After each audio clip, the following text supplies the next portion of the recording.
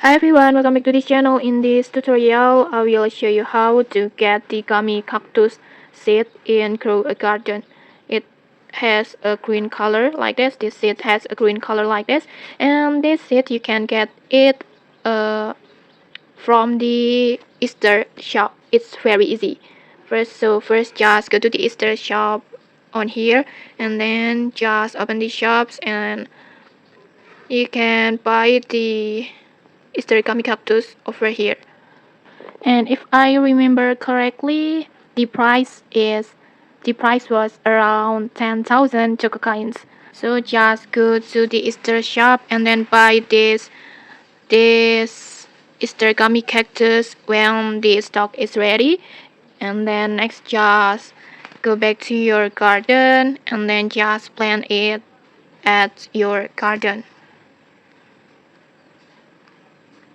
Like this is the gummy cactus, and then just plant it and just wait until it grows and you can harvest it.